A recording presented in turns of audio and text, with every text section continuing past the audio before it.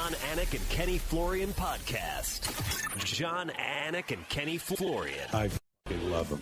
I can't get enough of him. Let's hear that Boston next. Big jab there from Duffy, and Frank Mir is hurt now. Down goes Duffy, out cold. Frank Mir does it again. Rock'em sock'em robots here. Oh my goodness. Hyperbole. There are a couple of absolutely self-involved bullshit artists. Here are your hosts, Jon Anik and Kenny Florian.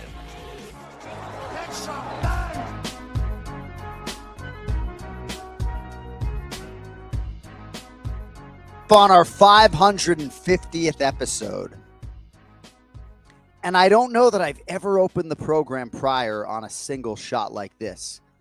Code Blue working on a Code Red with Ken Flo on the technical difficulties front. Great to have everybody with us, though. Pay-per-view recap, big show today. Ray Longo coming up in about 20 minutes. It is Monday, the 12th of May. The year is 2025. It is episode 550 of the Anik and Florian podcast presented by DraftKings. DraftKings, the crown is yours. So a lot to get to today. We will recap the ever-living daylights out of UFC 315, of course. That'll be the bulk of the program. Also, I think 5 main card predictions coming up for UFC Fight Night. Burns versus Morales. One thing about this show is I think we could probably lay claim to picking every single main card fight for all 42 UFC shows. So, for whatever that's worth, that will happen later in the program. But a few words on Montreal, Quebec, Canada, if I could. My gosh, right? So I have said since I was on ESPN MMA Live, a show that dates to 2007, 2008, that the loudest MMA crowd I have ever heard was for UFC 113 in 2010 at the Bell Center in Montreal, Quebec, Canada, the venue that we were at this past weekend, for Shogun Rua versus Lyoto Machida. And if memory serves, Shogun Rua knocked out Lyoto Machida.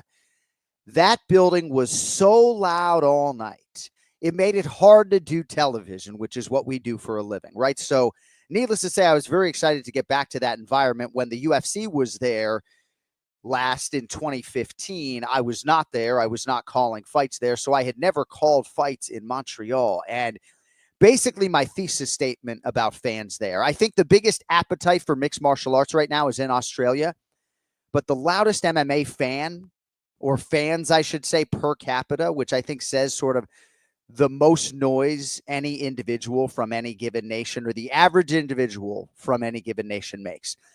Loudest MMA fans per capita are in Canada. So great to be there.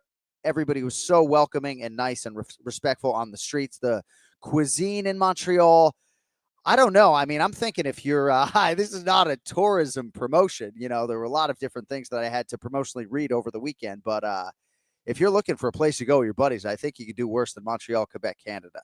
So, all right, we should have Ken Flo here in the next few minutes. Cody, you could throw him on his cell phone if you need to. You know, I don't know what's going on with the Wi-Fi there in Charlotte, North Carolina, but we're all systems go and a lot to get to today, so we'll get right into it. Headlines brought to you by Cuervo. Now's a good time to enjoy the tequila that invented tequila. And it's interesting for me doing this sort of solo show today because there was a time in my broadcasting career where I would have absolutely loathed doing anything solo. And I still sort of don't love the sound of my own voice. You know, I have a twin brother, so I have to hear a lot of that voice. Anyway, UFC 315, Muhammad versus Della Maddalena, and new. And this is the third Australian champion, right? But this is Perth, Western Australia's own Jack Della Maddalena. He gets it done by unanimous decision, 49-46, and then 48-47 times 2. I rewatched the fight today. I definitely think it's an instant classic. You know, Sean Sheehan from Severe MMA, I think, was sort of surprised when he saw some other people tweet or post on X that maybe next to Rory McDonald and Robbie Lawler, this was the greatest UFC welterweight championship fight of all time.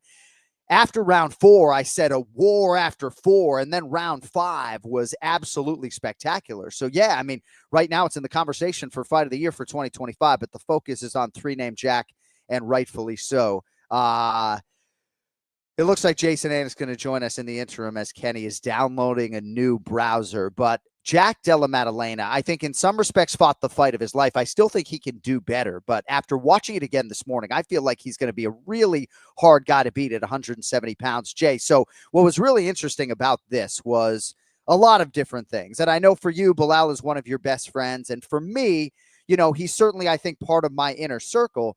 But I say the best part of this job is when a non-champion breaks through and becomes an undisputed champion for the first time. And Jack and his manager, Tim Simpson, and Ben Vickers, these guys are easy to root for, not for you on this sort of Monday in which you're marinating this loss, but it's a tremendous team that works really hard. Performance of a lifetime when it mattered most, fought a great round 5, got off to a great start. And Jack Della looked so focused when that fight began, more than ready for primetime, Good to see you. Good to be here. Kenny will replace me soon, which will make everyone happy. But how about me picking it up for you, right? I see you on by yourself. Here I am for you. You can be sure this is the last day I want to come on camera. Mad respect to JDM's whole team. It was a great fight, great night. What I'll say, right, is that, gosh, man, I don't really know what to say. I haven't talked a lot about Jack Della Maddalena, but I'll say that Bilal Muhammad's camp, to a man, had mad respect for Jack Della Maddalena prior to the fight, some of the parts of his game, his mental game, everything else. Much love to you, Kenny Florian, but I'll let you boys chop it up. But Bilal Muhammad will be back. Thanks, Jay. Thanks. Kempflo, how are we feeling? You there? Yeah. Sorry for the technical difficulties. I can't hear him. Can you turn him up? Can you hear me? Hello. A little louder, Cody, if you could. All right, we good? Hello. All right, so Ed, on that. So I went back and watched the fight today, Kenflo. I thought Jack Della Maddalena fought an outstanding fight, and I don't think there would have been a lot of welterweights that would have beaten him on this night. Now, there's so much to unpack, right? Like on 2 of the 3 judges' scorecards, this fight was tied going into the 5th round. And if you listen back to the way we sort of called it, I didn't necessarily think that the fight was tied going into the 5th round.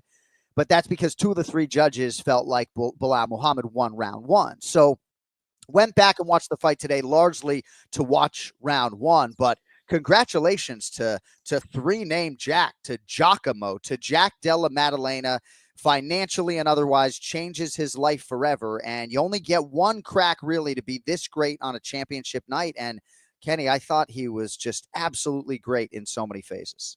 Yeah, no question about it. And hopefully you can hear me, John. Can you hear me okay? Cody will work on it, but he's suggesting the audio source is off. You don't sound great, but I just maybe need a little bit more volume, but the analysis is more important, I think. So, all right. I thought that JDM was on point all night. I thought his preparation was absolutely superb. I think that myself included and a lot of people out there did not expect him to be as good and as disciplined as he was over the course of 5 rounds. I think he was so good, John, that when I watched the fight, because, I saw people saying it was a very close fight. When I saw it, if I'm being completely honest, I think there's even an argument that he may have won all 5 rounds. Certainly some of those rounds were close, but I think the effectiveness of his striking was the thing that stood out for me, John.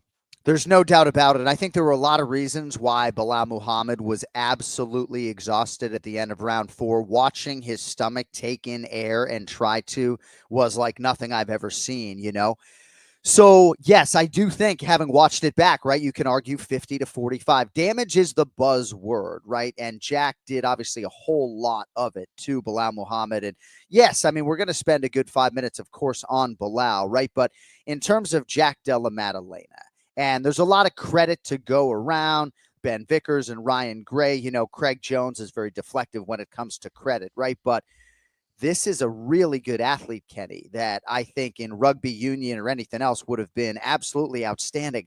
I don't know what you want to talk about technically, the defensive head movement, the accuracy, right? Some of the anti-grappling and some of the rolls that I don't even know what they are. I just thought he was so instinctive and present and in his flow state right out of the chute. Like, dude, I just watched it back and like when intros are going on, man, I mean, this dude, he's just ready to fight another man at the highest level. He was locked in, and I think the idea that he had nothing to lose out there as the challenger heading into that fight.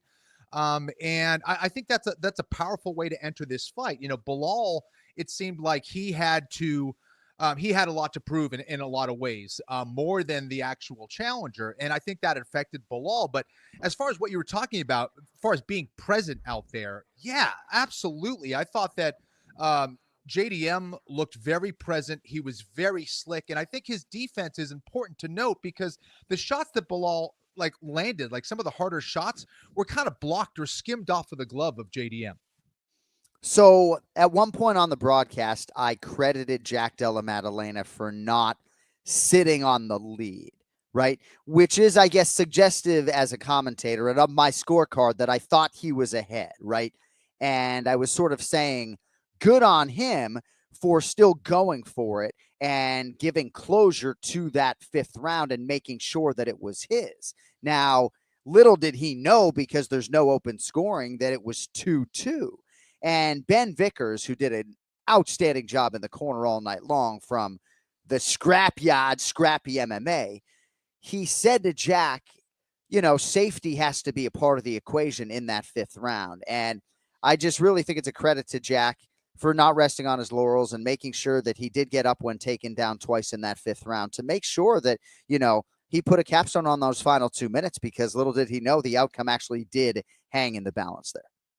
I think he kept Bilal uncomfortable by staying in the center of the cage for the most part. And a lot of people are, you know, kind of criticizing Bilal for not being more active with his takedowns. I think he certainly could have done that. But if you look at patterns of a fighter, that's what Bilal does. And in fact, that's the most efficient and best way to take people down, is past that black tape where they don't have a whole lot to run. Having the cage behind you allows you to be more efficient and use your body weight as opposed to your body motion, speed, and all of that other stuff. So I think that JDM did a better job of doing his homework, I think, than Bilal. And the other thing is, I don't know if Bilal had the best night out there, but JDM should absolutely be credited with the proper tactics and strategy in that fight. And I also don't know if there was an issue with the lead leg of Bilal. I don't know if that was the toe or maybe some injury heading into camp, but it seemed like he was stepping a little awkwardly, even in round one, on that lead leg. To me, it just looked a little different, but also JDM had this ability to defensively move his head in and out of the way, and made Bilal look a little slow at times. Yeah. So having watched back round one, it was closer than I thought. And, you know, I know some fans were sort of suggesting that it was corrupt if 2 of the 3 scorecards that matter had round one for Bilal Muhammad. But I did think round one, actually, relative to some other rounds in the fight, was closer. But in terms of what you're talking about, and only Bilal Muhammad can answer a lot of the questions that he will be forced to answer now over the next couple weeks. So in terms of his strength, right? And he could only do 5 push-ups as he came out the side of this infection, right? I don't know the extent to which he was all the way back. Maybe he was a 9 out of 10. You know, I didn't hear any rumblings that the toe was still an issue. I think the opponent really was probably more the issue, but it also stands to reason that Muhammad would be much better, or at least better in terms of his health and his overall strength in his next UFC appearance. But, you know, Jack Della Maddalena, you know, was dealing with a nasty arm injury, Kenny. And at one point the doctor said to him, you know, we asked Jack about his lowest moment, and he said, the doctor said to him, if your arm bone turns to dust, you know, you can't fight anymore. And a couple surgeries, infection, whatever it was, you know, Jack was dealing with a lot of things as well. And just amazing what this 28-year-old now has done to set up the rest of his life in a nation, right, that is going to treat him like the king that he is, Kenny, right? I mean, the star power of Alexander Volkanovski and Robert Whittaker in that nation is indescribable, I think, to an American UFC fan. I think you sort of can imagine what it's like. But if Volk wasn't 5'6", he couldn't go anywhere in that nation, you know? So Jack Della Maddalena, get used to wearing a hat. He does. Giacomo wears a hat a lot, so that's a good thing. So we're going to spin it forward when it comes to Jack Della Maddalena here shortly. Kenny, I don't know if you have it here, but we are going to recap here UFC 315 over the course of the whole show. Do you have your shot glass today, Ken Flo? So I chilled mine today. So nice. I'm cheating because it's the morning a little bit. I know real men maybe, you know, do it neat, right? So this is our Cuervo shot of the week as we salute Jack Della Maddalena. Ken Flo, shot glass is up. I have my shot glass. I have nothing in it, but I do. All right. Well, you have it there for effect. Yes, all right. exactly. I even have a chaser if I need it because it's 11:21 a.m. Eastern. Oh, man, you're a beast. Yeah. Cuervo's my preferred tequila. I actually converted another guy this weekend in Montreal. So We will get back to Jack Della Maddalena to be sure. But in terms of Belal Muhammad's strategy, I asked DC about it at the beginning of round 3. Not a lot of takedown attempts nor wrestling in rounds 1 and 2. There could be a lot of different reasons for that. Della Maddalena's improved takedown defense, of course, is a huge part of it. But what did you make of Belal's strategy, I guess, for lack of a better word, to try to outbox the better striker and really to not wrestle or lean on his perceived strength? Well, to me, he definitely looked befuddled during the fight. I think that maybe he underestimated the striking and movement and slickness and defense of someone like Jack Della Maddalena. And I also think it's important to talk about external thoughts and things that allow you to get into your headspace. I don't know if this was the case. However, we saw this with Aljamain Sterling, where everybody was saying he was a boring fighter or nobody wanted to see him fight and all that stuff. Everybody is human and everyone can be overtaken by those thoughts and think that they have to do more than what they're capable of doing or where their strengths lie. Belal's strengths are as a grappler. Make no mistake about it. A good striker, he's got an iron chin, all that stuff, but this was not what he wanted to do against someone like Jack Della Maddalena. He did not want to stand up and strike for 25 minutes with him, and he paid the price because of it. So, him talking about his hands, Canelo hands, he felt like he was the better striker and all that stuff. I don't know if he was actually believing that or he was just trying to hype the fight, but saying those things and not understanding who you are as a fighter can be very detrimental. And I think that may have been a part of it and may have cost him during this fight.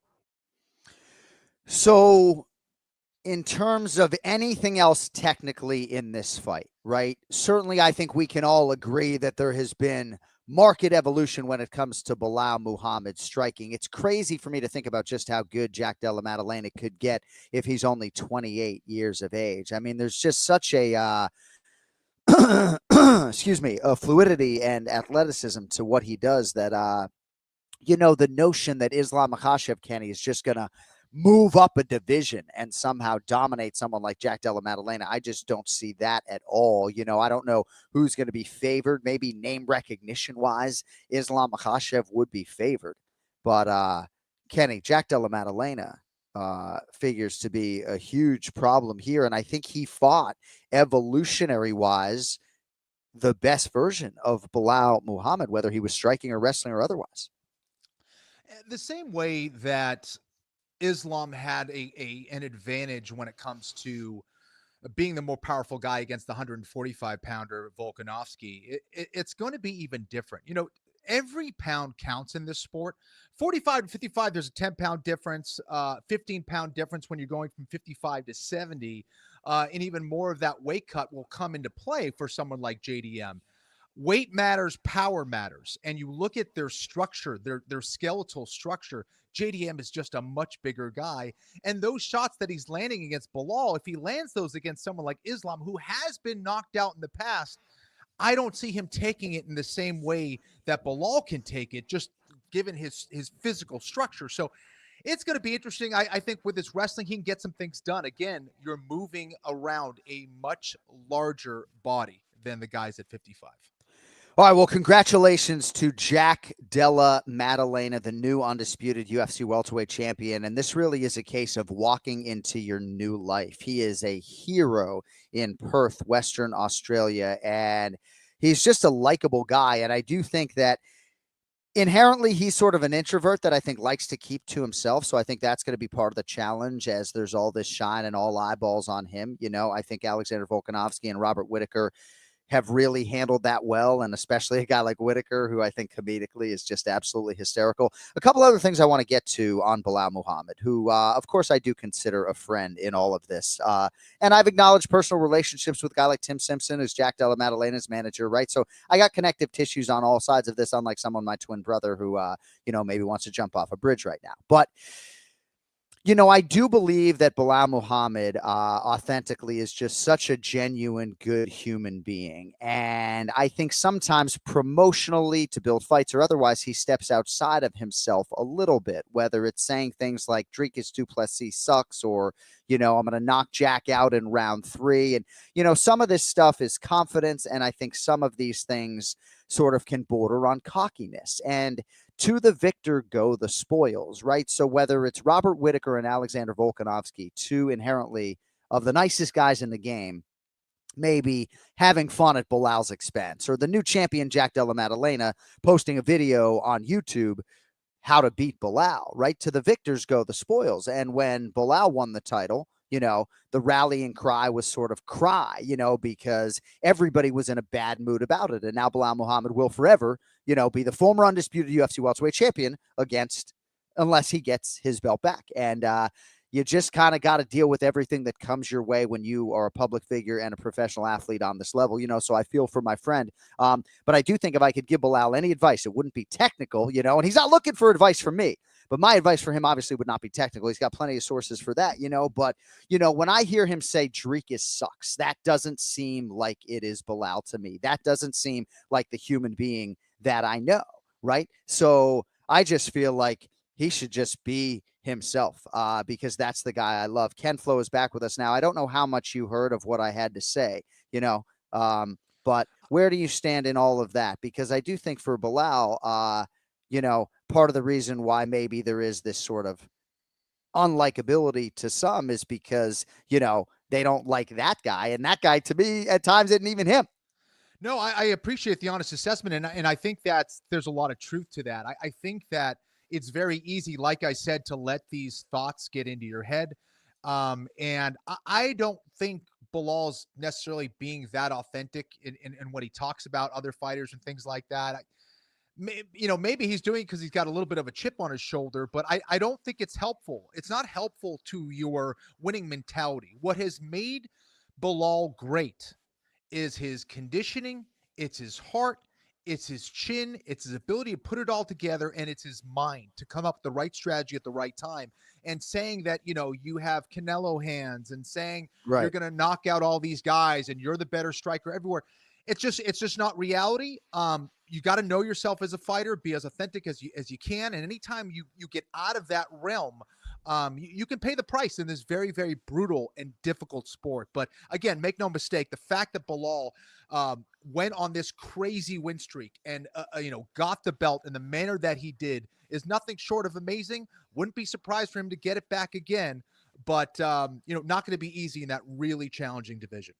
Ray Longo coming up in a couple of minutes. You know, one of our listeners was sort of saying George St. Pierre, no matter how good his jab got or how good his boxing was or his kicking game was, would not have made this a kickboxing game. And there is this quote of George St. Pierre talking to Bilal Muhammad. They had this conversation at the weigh-in. George was there for a Q&A, and George sort of punctuates the conversation by saying to Bilal, "I like you on the ground."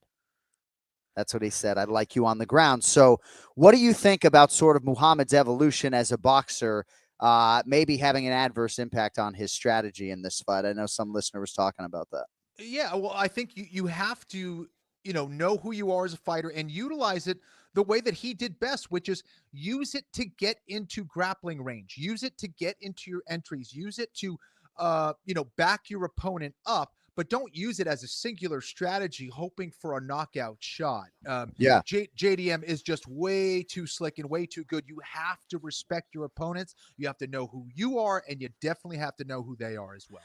All right, poll question number 1 for today's live edition of the Anik Florian podcast. Of the available healthy options, which disclude Shavkat Rakhmonov, seemingly set for surgery if he has not already gone under the knife. So, of the available Kenny options, who would you like to see UFC welterweight champion Jack Della Maddalena fight in his first title defense? Islam Makhachev, Sean Brady, Ian Machado Gary, or the winner of Kamaru Usman and Joaquin Buckley?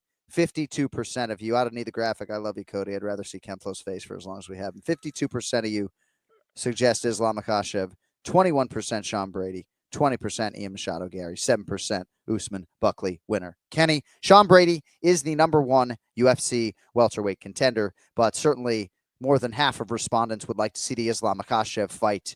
Lot to unpack in terms of both divisions, and we will do so with Ray Longo coming up in 60 seconds. But the NBA playoffs continue tonight. So does the high-stakes drama. I can't wait.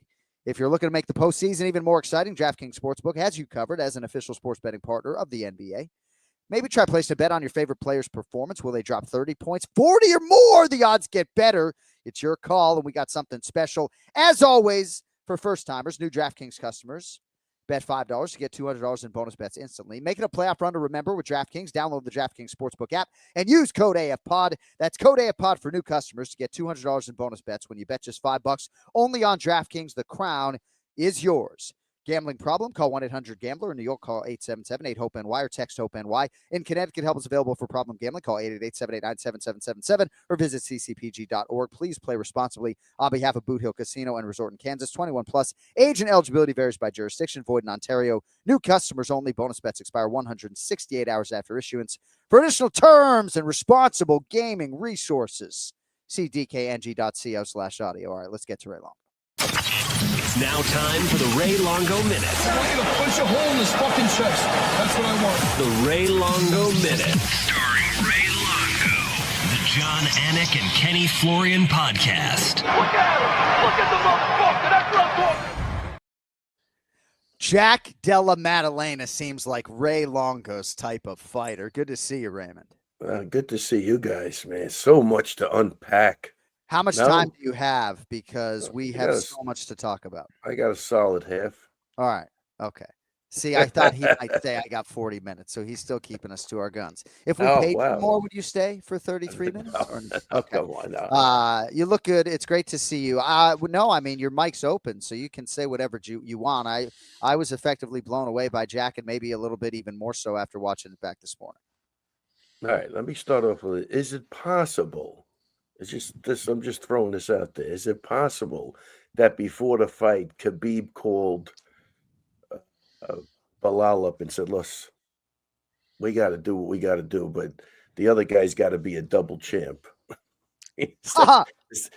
Strategically, is that you? Well, I don't know what the game plan was. This is what I want you to do, Bilal. I want you to have the guy split your lip, break your nose, break your orbital, and lose the fight. Do it for us.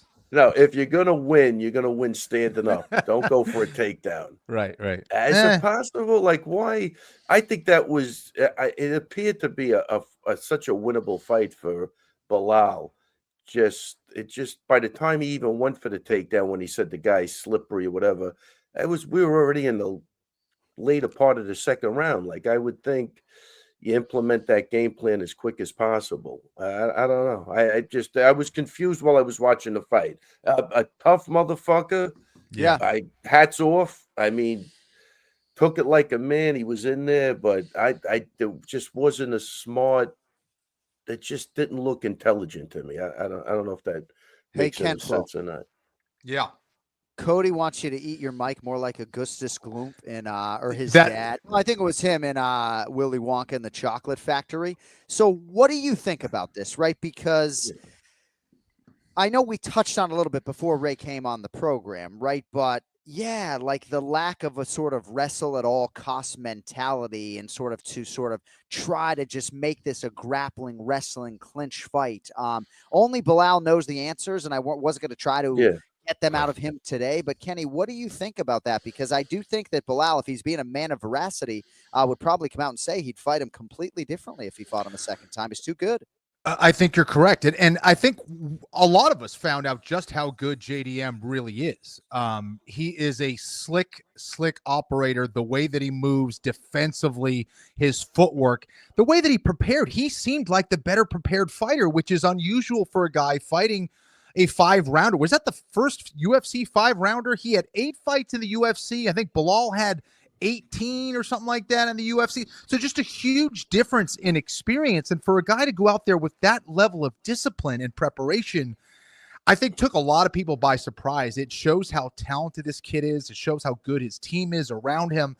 And for Bilal, I don't think he expected that kind of fight. I think he thought he was going to get some easy takedowns. I think he thought he was going to land a lot of shots on JDM, maybe because of the fear of the takedowns and Bilal's imposing way of pressuring. It just wasn't the case. I was absolutely blown away by JDM, and just based on that performance alone, not only did he surprise a lot of people, he may have that belt for a long time. I think he's that talented. Yeah, let me say one thing about Jack Della Maddalena. You hit on a discipline. Man, did he stay focused on his game plan? And his game plan was just keeping him at the end of those punches. He wasn't committing. He was just going to keep him at the end, because you saw the difference when he had him against the cage and he sat down on a couple of punches. I think even his coach said, just touch him with the first three, which I love, and then finish hard with the last two. But when he did that, there was a huge disparity in what was going on. But then he would go right back to moving and keeping him out, pot shotting him at the end, which is not easy to do. So that's why I say he stuck to his game plan 1,000,000%, and it wasn't an easy game plan to stick to. One other thing I wanted to add, John, as well, is that when you have a guy like Craig Jones, who has such an unusual jiu-jitsu style and approach to grappling, he finds a lot of these little hacks, which is something that a lot of grapplers, especially wrestlers and even other jiu-jitsu guys, don't see. And it will throw you off. A lot of things that you're used to, or guys that take a traditional approach, you can deal with. But when you're seeing something for the first time and feeling something for the first time, all your reactions aren't going to be accurate or on point all the time. And I think you need to give credit to Craig Jones for a lot of the kind of anti-grappling and little things like, those takedown, those like trips that he was trying just to off balance Bilal and throw him off balance. It was really pretty to watch. And I think Bilal was thrown off by that as well. No pun. Yeah, I think, and again, you're mentioning Craig Jones, and I mean, if he was involved with these camps, like they say he is, and obviously it looks like he's there, but he did a great job with Volk. He really did a great job with Volk, and did that play into, the mindset of Bilal going in? Wow, look what he did with Volk. Now, do I want to expend the energy? I don't know. I mean, so Craig Jones definitely has a big enough name to where it could have affected even something that was going down on the other side. You know what I mean? So hats off to Craig Jones too. I mean, he's got to be given some sort of credit. I don't even care if he never got to use what Craig Jones showed him. Just the fact that he knew Craig Jones was involved, I think, had an effect on the fight, which is fantastic. And preparing for the best wrestler in the UFC, not once, but twice. Yeah. And seeing the mistakes, the different things that they could have done better, and getting that experience, getting those repetitions to make another process better. And, Bilal is an excellent wrestler, one of the best at taking guys down at 170, but still maybe not at the level of someone like Islam Makhachev, who, in my opinion, is probably the best takedown artist in the UFC at present moment. Yeah, I agree with that. And again, it just looked like to me like Bilal was like, fuck everybody. I'll prove I could stand up. I'll do it. I'll do it my way. I'll show. I don't know. I don't think he's that guy, but it just appeared like, I got to tell you, John, even walking into the octagon, I have to go back and look at the other fights. Agree. Something looked, something did I agree. not, and it wasn't, I don't even think it was a nervousness. It was, I agree. Yeah, right or wrong, he almost had like totally agree with you. Yeah, and you know how well I know him, and I'm not going to reveal or peel back my conversation with my twin brother who knows him better than I do, right? He was dancing pre-Leon as well, right? So you're right. Was he? No, but I'm saying it backs up your point, right? That it wasn't a nervous thing. No, I think, Mike Valley, you can be sure, understood the gravity of this challenge. And you're also dealing with the Jack Della Maddalena, for whom this happened at the perfect time, right? Kenny went 6 weeks hard for Leon Edwards. That fight goes away, right? Sort of tapered off a little bit, then right back into training camp for Bilal. Obviously he felt like the matchup was advantageous in certain respects, but I also just think, right? Like, Kenny, there's some nights where you're better than you are on other nights. And I don't know, like, I'm with Kenny. This looks to me like a guy who can reign for a really long time. Shavkat Rakhmonov is probably going under the knife this week if he is not already. And he is fantastic, right? And he's on this undefeated streak, right? Not unlike Jack's, except Jack started his career 0-2. But Shavkat was anointed before he had even fought for the undisputed championship. And, dude, I would bet all the best to Islam and everybody else trying to unseat this. I mean, Kenny and I, Ray, I understand that Bilal maybe strategically fought the wrong fight, and only he knows the true answers in terms of what his trepidation might have been to engage Jack or whatever. But dude, Jack's gonna be a real problem. And if he's plus money against one of these guys, I know some people who are going to be ready to, plunk down Kenny Florian. And the other thing is he's freaking young. He's still got youth on his side. He's got even if he had to grow some more, he's got plenty of time. He's the champ. What is he, 28, 27, 28? Yeah, he's going to be an absolute think about it. By the time he's 30, he's going to defend that title probably 3, 4, 5 times. That's crazy. So as we look at the welterweight top 15, right? So Islam Makhachev, part of the narrative certainly going into that fight is the weight class, right? Whereas if Jack Della Maddalena were to fight the true number one contender right now, let's just say with respect to Aiemann Zahabi, who weighed in as the backup, the number one contender is Sean Brady, right? So I think for a lot of us, if we had to send a man in there right now to beat Jack Della Maddalena, right, to save our parrot's life, we're sending Sean Brickhouse Brady in there. Kemflo, what do you think about the matchups in this division that could be the most challenging? Islam, Sean, or anybody else?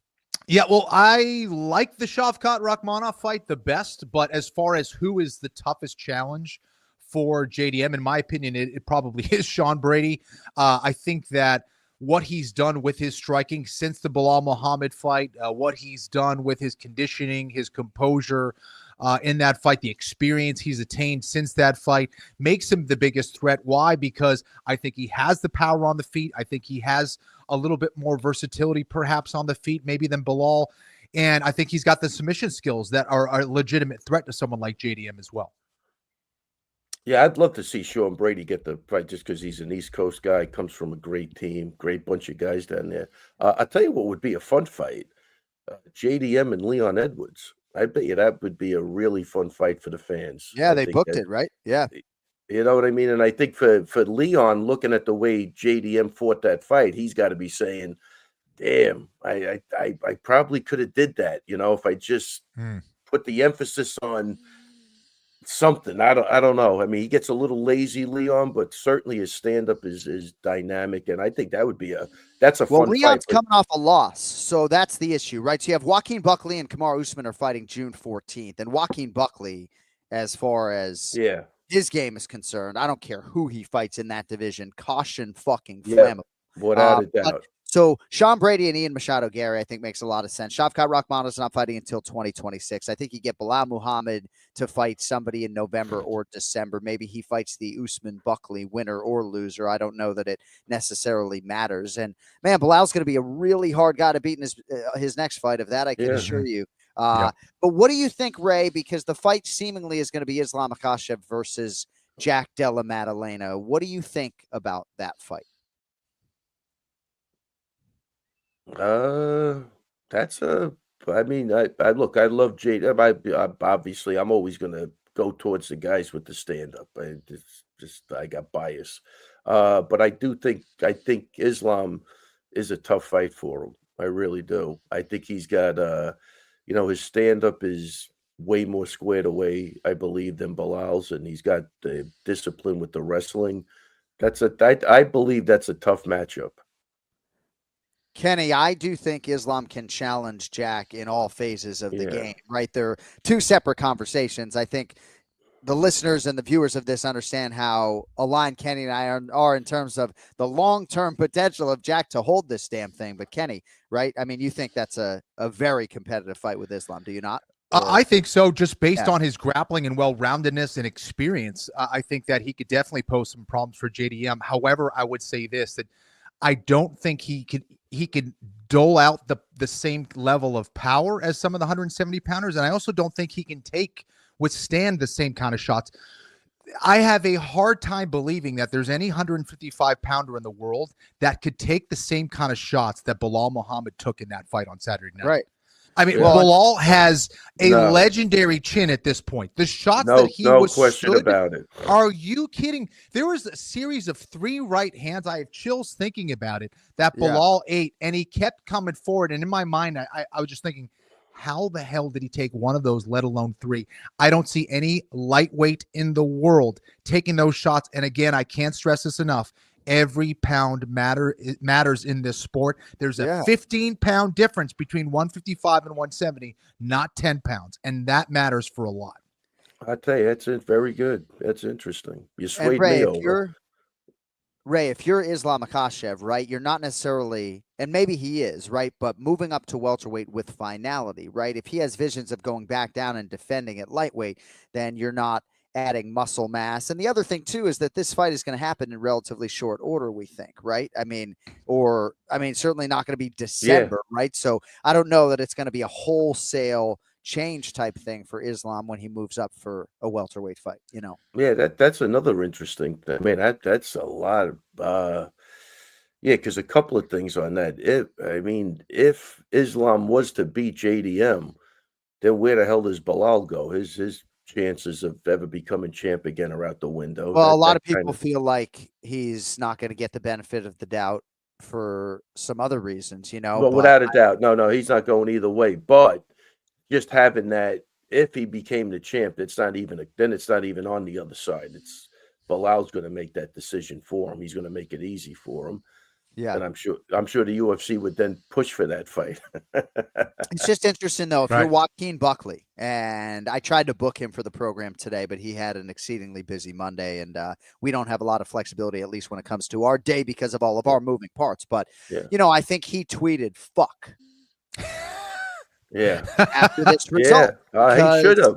That's an approach. The lightweight champion into the mix instead of having the lightweight champion defend his belt in International Fight Week, June 29th, right? So Sean Brady, I think, was of a mentality that even though he had the number 1 next to his name, that he was probably going to have to beat Ian Machado Gary or something to get a title fight. Go ahead, Ken Flo. Yeah, well, I was going to say the problem is now the UFC most likely feels compelled to repay Islam Makhachev for him taking those fights against the 145-pound champ, right? So it's like, you did us not one but 2 favors in taking these fights, and even the one where Moicano stepped in, where he didn't have to fight if he didn't want to. He saved the card, and they probably feel like they kind of owe him a favor. And if Islam is that motivated to fight the 170-pound champ, who happens to be a very good striker and not necessarily known as this elite grappler, then Islam likes that fight. You better believe he wants that one. So, Ray, it's interesting, right? Because for Dustin Poirier, there was a time, and even for Justin Gaethje, where maybe they were coming off a loss, and I think Volk was coming off a loss, and it looked like maybe Volk at 55. And, when you're fighting the smaller guy, there is some downside to that, right, Ken Flo? Right? Even though, like, win for Islam Makhachev over Ilia Topuria would be absolutely enormous as a legacy builder, but not legacy building enough that he would not want to go to welterweight or try to get Arman Tsarukyan's scalp. Like, he's beaten a featherweight in 2 of his lightweight title defenses, right? So you can understand why Islam would be of a healthy appetite to fight at 70. And it seems like that's the direction in which they'll go, Ray, but no answers as yet. I guess they're going to check on Jack today, and maybe we get some answers later in the week. So I still would love to see Islam versus Topuria. That fight, I would want to see more than JDM. Let JDM defend the title against Sean Brady. Yeah. And let's take it from there. You know what I mean? But I don't think it's going to happen. Kenny, did you see the post show? I did not. I mentioned your name. What'd you say? Because it dovetails with what you're saying, and Ray, I'll get it back to you. But for a lot of the fan base, the fact that this Islam Makhachev Ilia Topuria fight went away is people are very upset about that. Right? Them, really want to see that fight. Absolutely. Who knows? I think that for the first time, Islam Makhachev is going to go into a fight, if this one happens at 170, with no pressure on his shoulders. And I wonder how that's going to affect his performance. I think that will most likely be positive. But if he comes away with the loss, which is not unlikely, I think he'll run towards that Topuria fight. Says, yeah. Give me the smaller guy. I didn't like the bigger guy there. So, but that might be gone away, Ray. So there's so much that could happen. I mean, yeah. Oh, I kind of want to keep it on UFC 315. So we'll see how it all plays out. But Charles Oliveira is going to factor prominently in the equation. Outside shot that Justin Gaethje. I think for Arman Tsarukyan, promotionally, they might be stubborn in terms of him fighting for a belt interim or otherwise, but you just never know. And I wouldn't blame him for that, because what have like running a business, man. You got to have people that you could count on. He just doesn't seem. He seems a little, whatever the word is, flippant. I don't even know, but he seems a little off with that type of stuff. He's not going to be a a team player. It doesn't look like. So I don't blame them Right. for that, man. Right. They have to Right. run a business. Right. Well, and you know the way Dana White and the UFC run their business right now. I'm sort of the primary backup for Dana White for these press conferences, right? So I got a text this past Thursday like, hey, what's your day look like between 4 and 6? You know, we might meet. And it's like, well, I'm not walking the streets of Montreal looking to get a new room massage, right? I'm in my room working. So I showered and got dressed and they didn't need me, you know? But I agree with you, Ray. Like, I think that he's going to pay the ultimate price for that. I think Sarukyan could be that good, though. And so getting another win, he might just be good enough to become the champion anyway. But yeah, I don't know. I think maybe it's going to be Charles and Ilya. Question is it just, I'm laughing at new room massage. I'm sorry, John. I wish I'd got one. A lot of regret. Ray, you ever had a new room massage, or should we move on? We should. No, I never had one, and we should move on anyway. Move on to booking our boys trip to Montreal to get one. So we, monsieur. So Charles Oliveira, or Justin Gaethje, I guess. I mean, Gaethje, you're the fucking man, but right. Charles Oliveira seemingly would have maybe the inside track or the higher ranking, you know, based upon being the former undisputed champion. I don't know. What do we think, Ray? I mean, well, no, we got to talk about Valentina. What are we doing, right? Oh, yeah. All right, let's move on. All right, go ahead. Right. Yeah. Dude, Valentina Shevchenko. I mean, Ken Flo put $1,500 on her plus no 130. way. I mean, well, dude, this she is was the underdog in that game? I have so much respect for the way Manol Fior handled getting her nose busted all up in round 1. The way she came back in rounds 2 and 3. And so tough. I got so much respect for both of these athletes, but Shevchenko is just a fucking hoss, man. You know, I mean, that says nothing of all her weapons and her reads and her counters and her fucking, she's just, my gosh, man. Like, if you look up martial artist in the dictionary, it is fucking her. Oh, yeah. No. She's definitely KGB operative for sure. You know, she's got she's right out of a movie. I mean, training since she's 5, you know, she's got the whole backstory perfect for Hollywood. But she's tough, man. I do think I thought that other girl did a little better than I thought. I thought she did really well. I think she will be a champ someday. I think there's going to be a really big growing fight for her. I mean, she was like, again, the way she handled adversity really well. She didn't stop, and she made it a competitive fight. It's interesting, Ken Flo, and you can go in any direction you want. So, Ray, you're saying you think Manon can still be champion based on I think so, I mean, Kenny, a lot of people believed in her. She was the betting favorite. Ken Flo's smirking as I grab my notes here, so maybe I'll lay out and talk. I'm just trying to look up her age because, you know, she got herself here. She became undeniable, but certainly they'd love to have an undisputed French champion, I would think, right? So she might get some opportunities that maybe others wouldn't. I don't know. But she is 35 years of age, you know. Ooh, right. There's one exception to this rule, John, and we'll get into this later. But if you're going to give me Valentina Shevchenko as a slight favorite over anybody in that division, you got to bet, and you got to bet big. And when it comes to that stuff, because she is such a gangster. Prior to this fight, I think it was a couple days before the fight, someone posted a picture of her as a teenager fighting Muay Thai somewhere. She was, you know, super young, and she had knocked down her opponent, and she had stepped over her and just kind of looked down at her like, what are you thinking? You know, she's just an absolute gangster. And we saw that, to have that level of hunger, John, after fighting since you were a teen, and to have that kind of level of preparation. And, you know, she still loves to fight. She still loves to prepare. More importantly, that's what defines greatness. Greatness is your ability to execute skills at a high level for a certain duration, to do this over long term in a sport where just a bad hair day could be the difference between you winning and losing. And for Shevchenko to go out there and defeat a skilled opponent like Manon was just amazing to watch. Not surprised, but you know, she gave Fioro everything she could handle, and Fior I thought was just on point from the get-go. Got off to a great start, and let Fior know she was in for a fight. Yeah, even the backstory came where they took her to South America just to get her Yeah. more fights or what. I mean, it's a crazy story. Yeah. Very, very crazy story. But yeah, she's right out of a movie to me.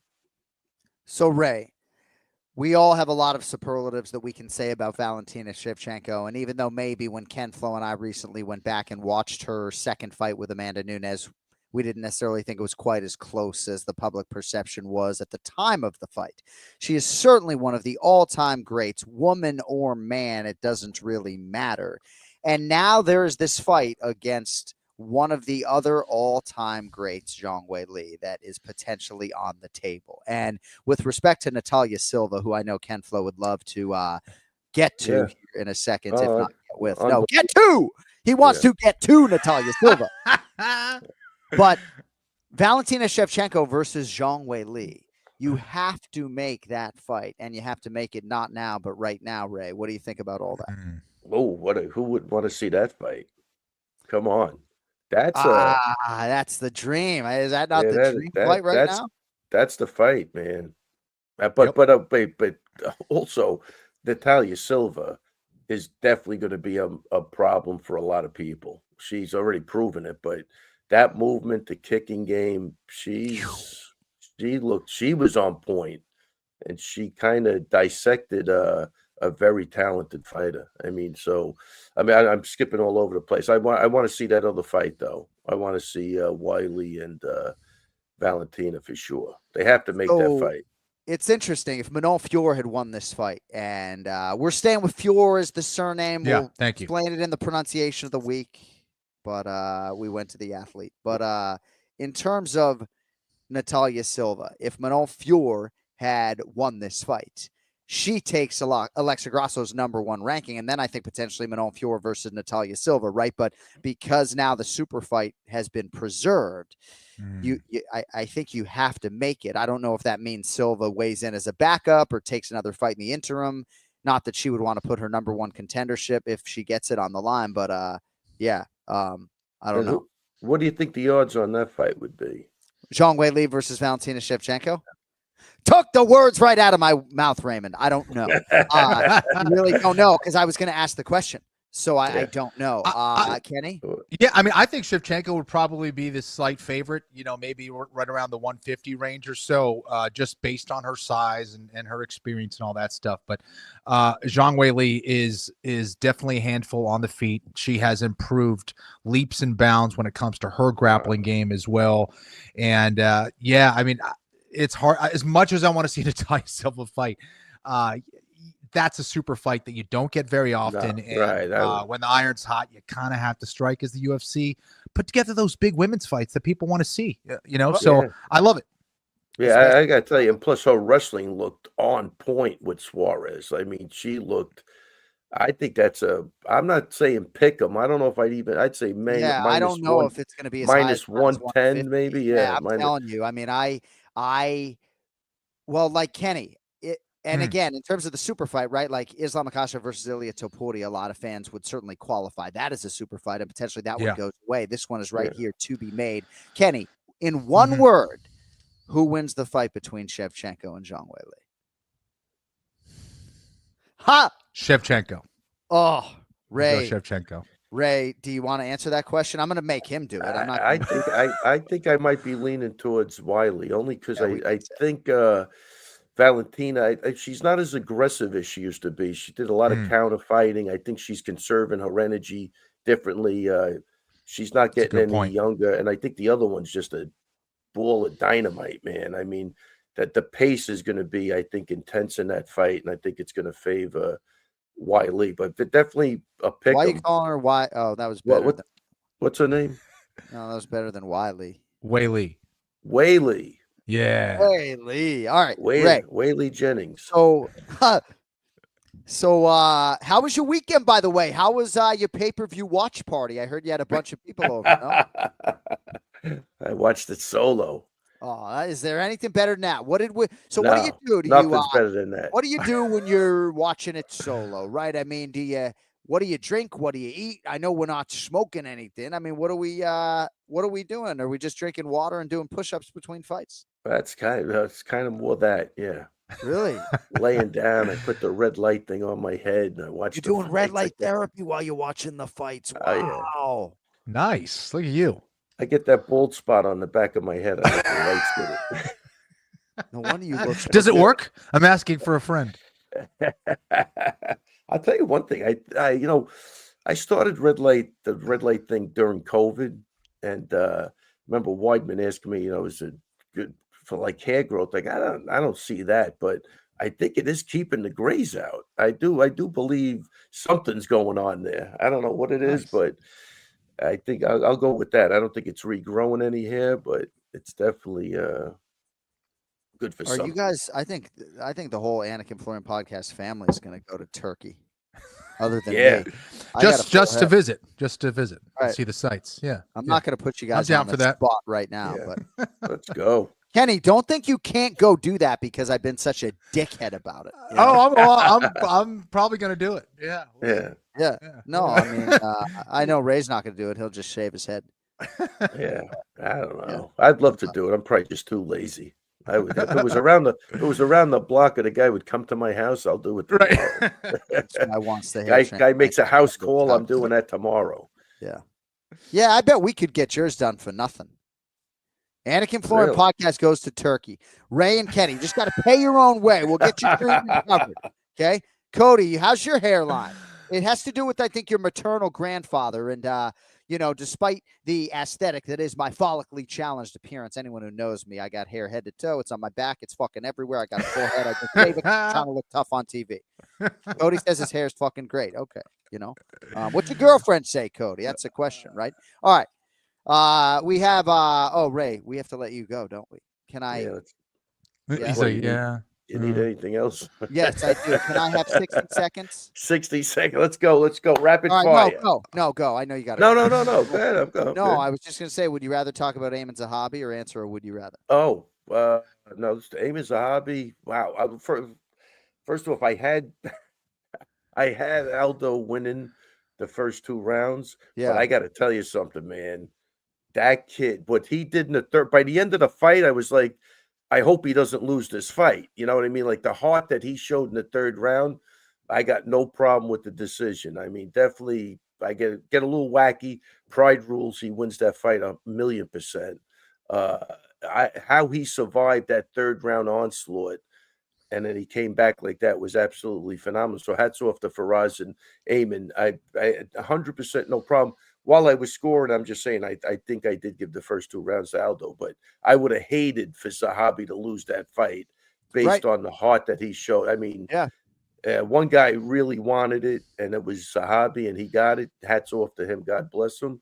And that's it. And Aldo, look, you're missing weight. The whole thing gives Zahabi. I'm glad it worked out the way the universe should have had to work out, period. Yeah. Whoever I totally agree. Yeah, Felt like divine intervention that Aiemann Zahabi won that fight. And without a doubt. I mean, look at that beginning of the third round. Good for him, man. That kid, that was a good fight. That's great. Amazing. Good seeing Absolutely GSP in the corner. I love the whole thing. But and there's that's that kid. You know what's funny, Kenny? I remember because I can't believe Zahabi is like 36 years old. Yeah. It had to be 15, 16 years ago. I was sitting with Danaher and Faraz, and they were talking about his brother. Like they got this up and coming. I mean, and I turn around, the kid's 36 years old, but Crazy. I guess he's on a roll, man. Hats off to him. Good he was particularly inactive for many years and Yeah, didn't but- fight a lot, and he coached very young and didn't fight, right? So, yes, I mean, he doesn't lead the league in appearances, but he's won 6 fights in a row, and thank goodness this is a win too in terms of a propellant for financial gains and everything else. Without a doubt. All right, Ray. Well, thanks for the extended time, my man. And I guess I'll leave you with this. Would you rather sweat maple syrup or cry strawberry jam? I'd rather sweat maple syrup. And can you first? You have to start giving me the origins of this. Where do you get these? Yeah, that's what you got to start giving me. Where you're getting this shit from? Oh, John can't even contain himself. That thing, unbelievable. Thank you, Ray. I think he was very frisky today, Kenny. He I think I the effects of the Viagra are still in him. I think he's very frisky. We get a new host anytime. If you don't think I have enough on my plate, you want Jason Anik? Get someone else in here. Too frisky for you. You go fucking go fucking sweat some maple syrup at the gym. We'll fucking see you next week. You Okay? can cry. You cried the raspberry jam. I'll sweat the maple syrup. Yeah, next week. See you, Ray. Yeah, next week is not now. I knew he was gonna do that. Those are good, Next dude. week he's gonna have to answer. Oh man. Next week he'll have to answer if he would rather chew with his mouth open for the rest of his life or always putting his phone on speaker on public transportation. He does both of those things. There's no question in my mind. Ray, would you rather have to use shrimp-flavored toothpaste or deodorant that smells like cheese? Hey, Ray, would you rather be followed by a band wherever you go or by someone narrating your life? Why are these so funny?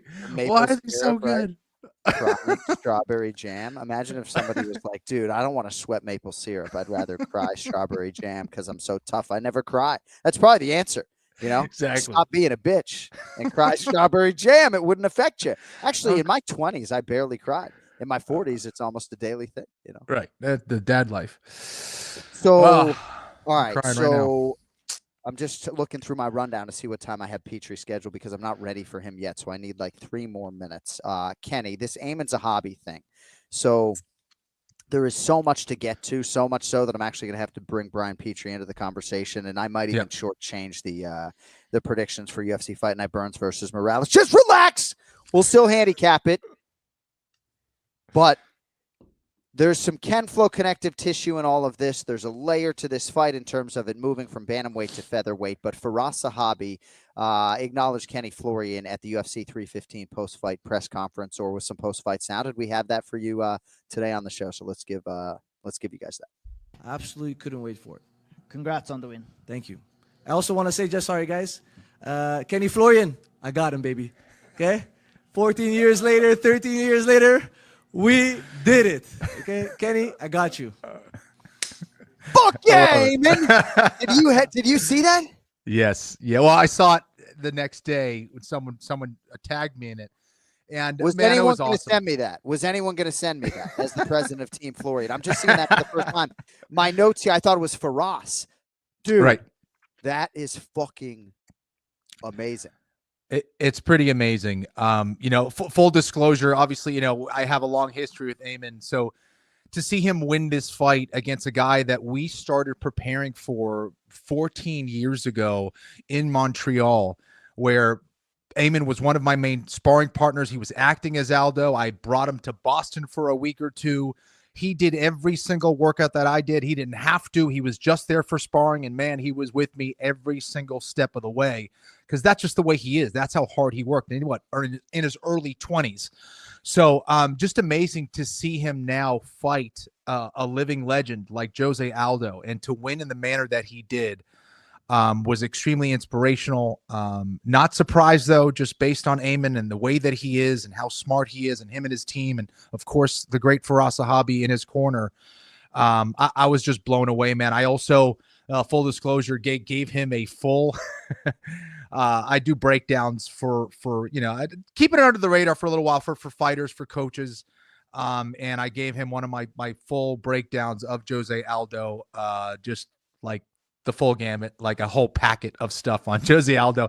I'm not sure he needed it because Firas and Aiemann were very much on the same page with a lot of the stuff. Yeah. So, but to see him go out there and beat Jose Aldo, man, something I wasn't able to do after all these years was just amazing, man. I was so proud, so happy. I didn't even see the fight. I woke up, I saw the result, and just had chills all over my body. And then when I saw the fight, I was even more impressed. A lot of people are saying it was close. Oh, Aldo should have won. Okay, maybe there's an argument there. I thought Aiemann won round 2. I thought he won round 3. I would have to see it again to make sure my bias isn't sneaking into the picture here. But what a fight either way. From both men, by the way.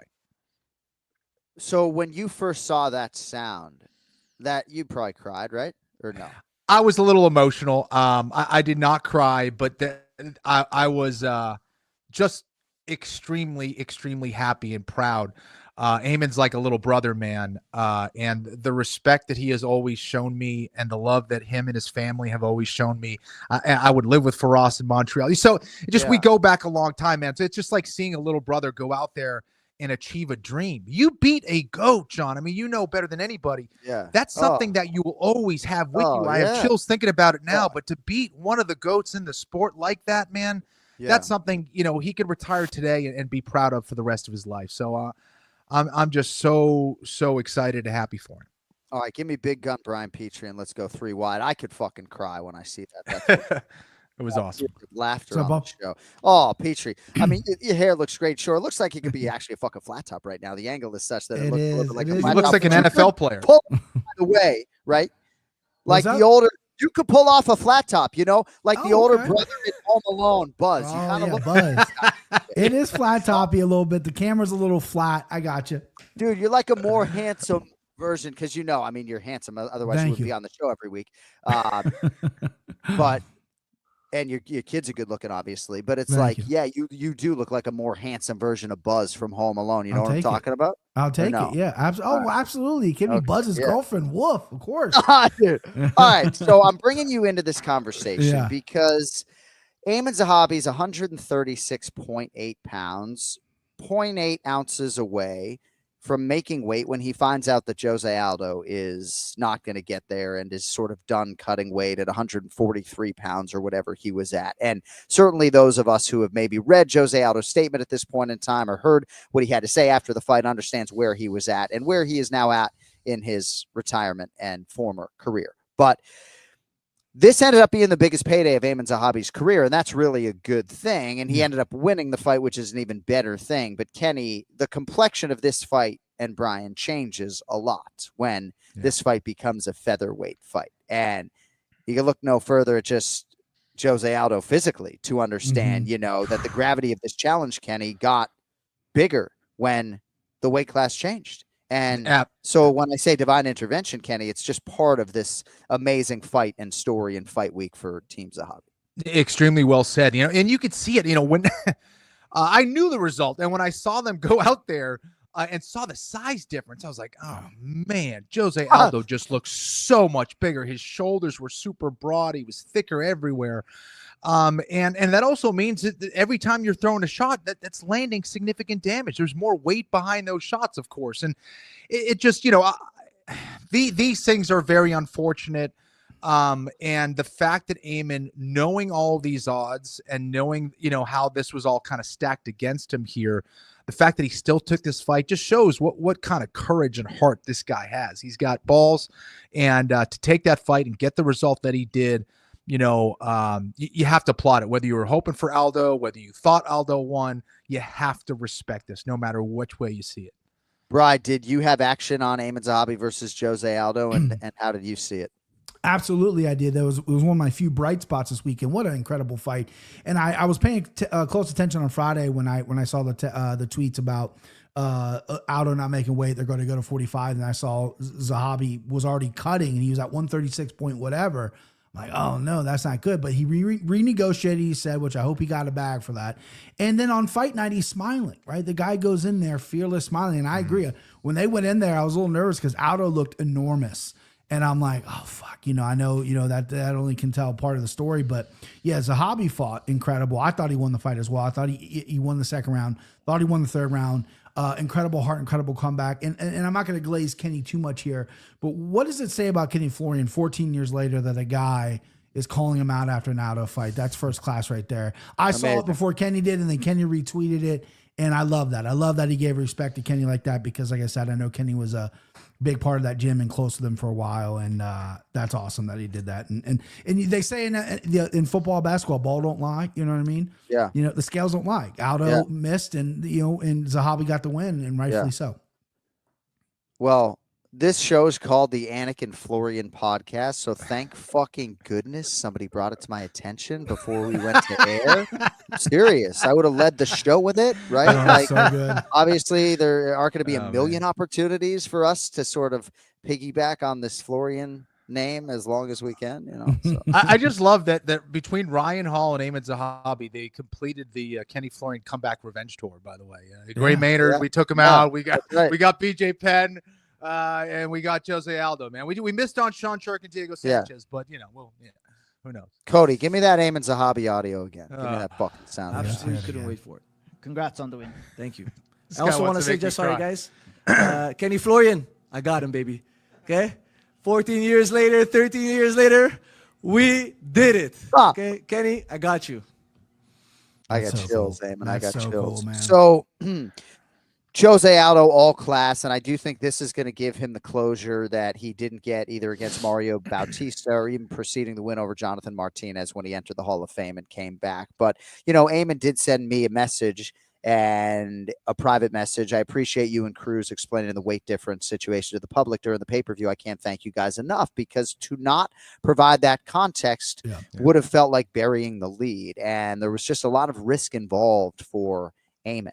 Sure. And so the fact that he leaves with winning streak preserved is huge, because had this been spun forward as a loss, it would affect his bantamweight status. And maybe you can say, nah, it really wouldn't. But, it's hard, right? Because then if he loses his next one to, even if he gets a top 8 bantamweight, you lose your next one, then you've lost 2 fights in a row. So, divine intervention or otherwise in a close fight, it goes to Aiemann Zahabi. We congratulate Natalia Silva. I mean, everything Kenflo said about her certainly paved its way or played out in the fight. So she's going to be a real problem. Benoit Saint-Denis is a minus 13-15 favorite. I didn't think that the performance was his best one, but he got it done. The Canadians, Mike Malott, Jasmine Jasdavizius, man, like, be a real problem, Bri, I think, for a lot of these people at flyweight, right? Like what she brings stylistically, and that's a credentialed Brazilian jiu-jitsu black belt. Like, I'm not in the room, but I'm telling you, as Ken Flo acknowledges it, right, with all his fucking stripes, like Niagara Top Team Wrestling Heavy Camp, they don't just hand out Brazilian jiu-jitsu black belts, right? I believe in her and her style at 25, Bri. That's a big win and a quick one. For sure. And she's got a new nickname with Jazz Hands as well. You can catch these jazz hands. Yeah, bro. She's to the fucking moon, boys. Let's say it here first. Everybody. Bri, Kenny. Fucking jazz hands. Hey, did you hear me say it or not? I missed it. No. I missed it. Damn. I missed it. Did you say it?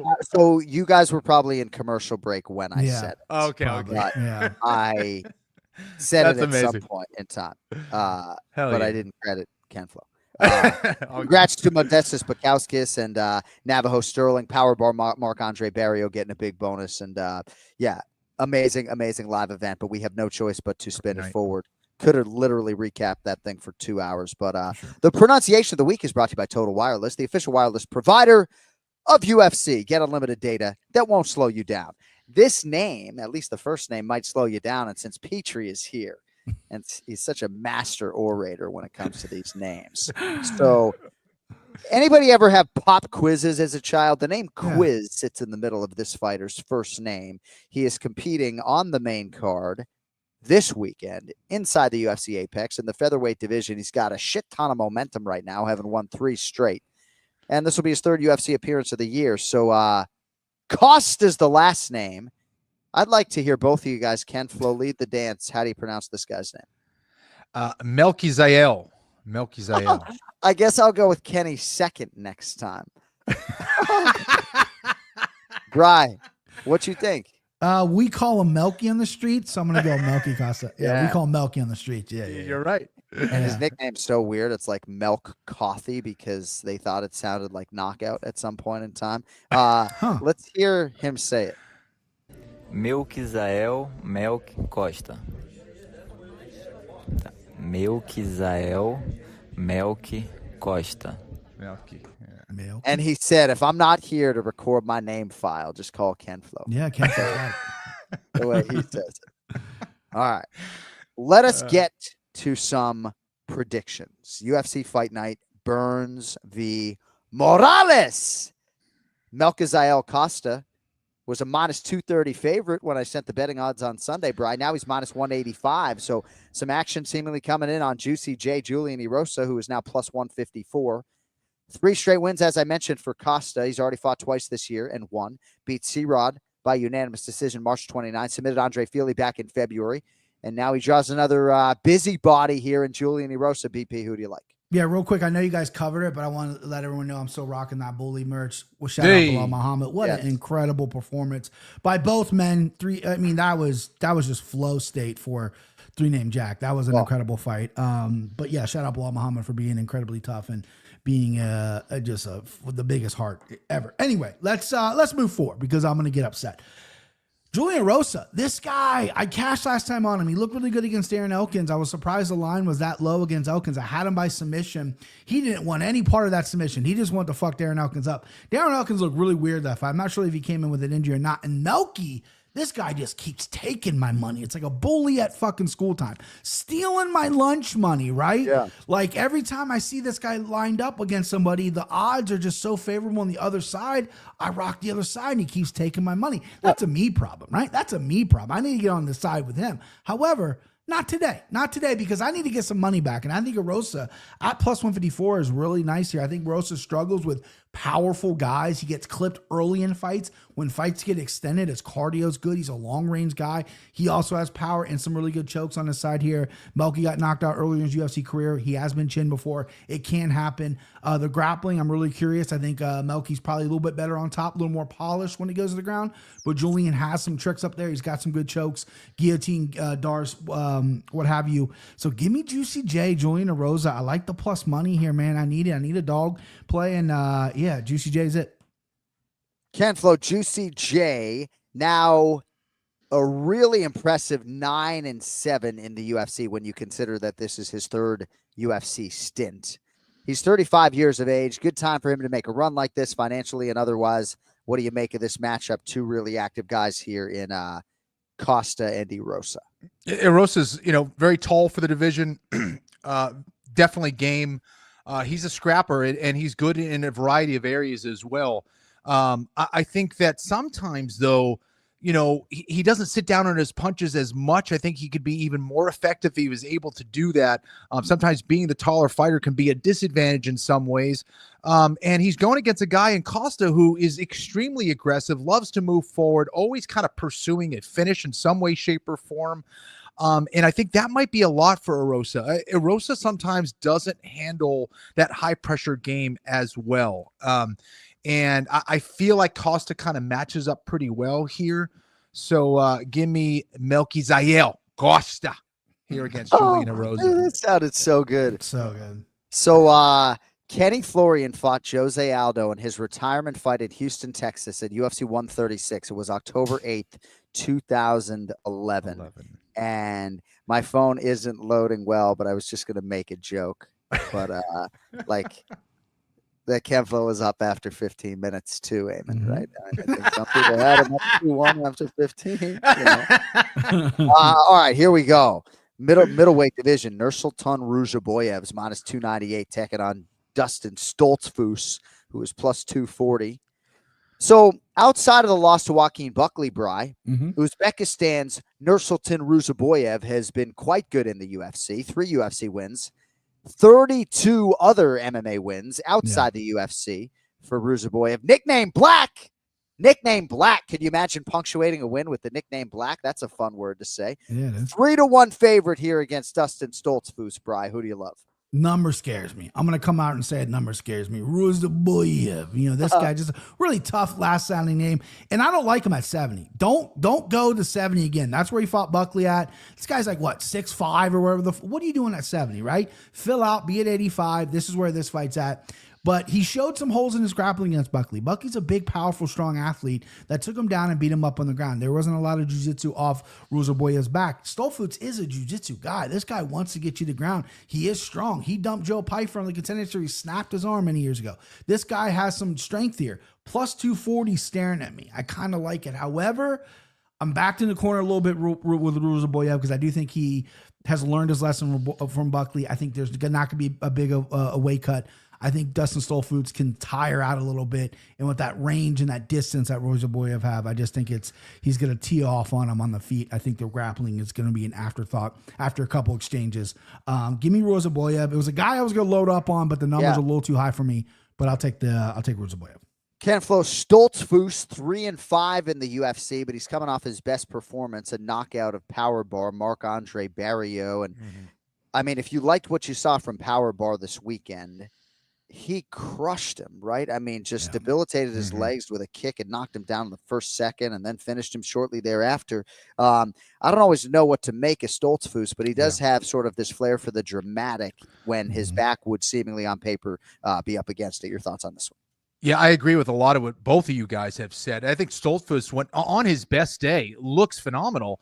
But there are certain times where he looks a little lackadaisical, like he can't get into a rhythm and has problems as a result. And you don't want to have that against someone like Ruziboyev, who is extremely dangerous at closing the distance and trying to get a hold of your head with either a kick, a knee, a punch, or an elbow. And given the height disadvantage or the reach disadvantage, that could be a lot to deal with. And I think Ruziboyev is going to have a lot more energy here at middleweight than we've seen it, when he was fighting it at welter. And I think it's a dangerous fight for Stoltzfus. I think Stoltzfus can win this fight. And just like John said, it's hard to know what to make of him. If he's able to get this fight to the ground, not only could Stoltzfus win this fight, he could finish it on the ground. I think his submission game is going to be significantly better than Ruziboyev. But we got to remember that if Ruziboyev was Brazilian, it'd be Ruziboyev. Who's your Boyev? Nursultan's my Boyev. Yeah, so I'm going with Ruziboyev here. Yeah, he's your Boyev, right? Like, good, Kenny. Hey Siri, why is Sadiq Youssef fighting Myron Santos at lightweight? Bri, do you know why this is at lightweight? I don't at all. I follow Sadiq on Insta or social media. I haven't seen anything. Why? Let's see. What's Siri say? Siri's directing me to MMAfighting.com. All right. So if you'll stand by, the matchup takes place at lightweight due to the short notice nature of the booking, although Youssef has teased a more permanent lightweight move on social media, thanks to Mike Heck, MMAfighting.com. Thanks, Mike Heck. All right. So the affable 24-year-old, good fight regardless of division, 24 years old. Myron Santos, -130, taking on Super Sadiq Youssef, who is +110. So Santos 16-1, Bri, after escaping UFC 313 with a split decision win against Francis Fire Marshall in a fight many people thought he lost. Santos won season 32 of The Ultimate Fighter, now going for a 5th straight win overall against Super Sadiq. BP, take it away. Yeah, I'm surprised of the line. I really thought Sadiq might close as a favorite here because everyone was cold on Santos coming off that Frankie Marshall fight, right? Listen, I get it. It was a very close fight. I thought Francis Marshall won as well. But Santos is talented. He is. He's very, very good. I think he fought a bad fight against Marshall. I think maybe there's some underestimation going in there. Maybe injured. Don't know. Don't want to speak for the guy. And then Sadiq Youssef, this is the guy who's 6-3 in the UFC. One of the best contender series fights I've ever seen. It's very high in this guy. His 3 losses are Arnold Allen, Diego Lopez, and I just had Edson Barboza. Edson Barboza, which was a great fight for him. He looked very good. But his wins aren't great. His wins, I don't believe, are in the UFC anymore. So I know there's been some inactivity. He's been hurt for a little bit in the middle of his career. I just want to see him take that next step up. And his next step up is coming out here and thumping a young man named Myron Santos, who has a little bit of hype, everything like that. And this is the time to do it because people are off him when we're getting him at -130. But I'm reading between the lines. That's what I kind of do here. That is so. What you do. I'm taking Santos here. I think he's going to be more aggressive. I like it at 55 for him as well. Big young kid. I think grappling is going to cancel each other out, and I think they're going to stand up. I like his kicks. I like his aggression, and I think he's going to get it done against Sadiq Youssef, who tends to defensively can have a little bit of a liability on that end, but other than that, I like Santos. And I like your voice and your consistent energy. Buzz. Thanks, man. Appreciate it. It's better than Billy. I still got guys calling me fucking Billy. So, but I had another nickname for you recently that you didn't like either, and I can tell you don't love Buzz either. I'm just having fun. You can call me whatever you want. I don't care. Well, no, I know we're just sticking around. I mean, I led with a compliment, But I've wanted a nickname my whole life. Big Gun was the best one I got, but my last name Petrie. Everyone just ran with that as opposed to like give me a cool nickname. So who came up with Big Gun? I believe it's Cody Mero. All right, yeah, Cody's good at it. Yeah. He's also good at taking credit, right? I couldn't even ask boom, boom, boom. Right in that shot. Me. So Super Sadiq Youssef can flow back for the first time since I guess you could say a disappointingly fast loss to Diego Lopez at UFC 300. And that, right, the build up and then to have it deflate like that is certainly something that he's had to deal with, and it's been an extended layoff more than a year. What do you make of Sadiq, the slight dog this weekend against Myron Santos? Yeah, and I think a lot of people kind of had high hopes for Sadiq Youssef. I'm sure his team did, certainly. And I think this is one of those fights that if he loses against the 24-year-old Santos here, he goes into what I call kind of UFC limbo, where he's kind of in that zone where no one really cares where you're at and what you're going to do. So I think he really needs this fight. He needs this win here against Santos, who I'm still looking to find out more about. Like, you know, that fight against Marshall really threw me for a loop because I didn't exactly know or expect that kind of result from him. But I will say I appreciate his honesty after that fight. Not in the post-fight interview. He thought he won then, but it was a couple days later, and he said, you know, after watching the fight, I actually thought I lost. And that's the kind of candid thoughts that you want to hear from a fighter. Why? Because you know that they want to get better because of it. And I thought that was a good sign. And, you know, again, still, he's at the point where if he loses this fight against Youssef, he's still a 24-year-old with a lot of potential. If Youssef loses this fight, I think there's a lot more downside for him. Yeah. I like the experience advantage for Youssef. I still think he's going to be a little bit more of a slicker striker, but like Petrie said, he's got to up his volume. So these odds here are very interesting, and I like Youssef here. It's funny, after Myron Santos beat Francis Marshall, Eric Nixon came over to the broadcast booth and briefly locked eyes with me and then DC to sort of see how we felt. And I think he sort of judged by maybe Daniel's body language that he felt like Francis Marshall won. So next thing you know what he did. And if you don't know what I just did, you're going to have to go to the DraftKings YouTube channel and watch the Anik Florian podcast. Exactly. Co-main event in the light heavyweight division, Rodolfo Bellato, -500, taking on Paul Berju Craig, who is +380. 20th UFC start for Berju. Last three of them have been losses, Bri. Last win for him was Andre Muniz back in July of 2023. He's now 37. As for Bellato, he fought Jimmy Crute to a draw, competitive fight, good fight, UFC 312 earlier this year. So Bellato 1-0-1 in the UFC. He's 12-2-1 as a pro. How do you think he does as a 5-1 favorite in the co-main this weekend? BP, go ahead.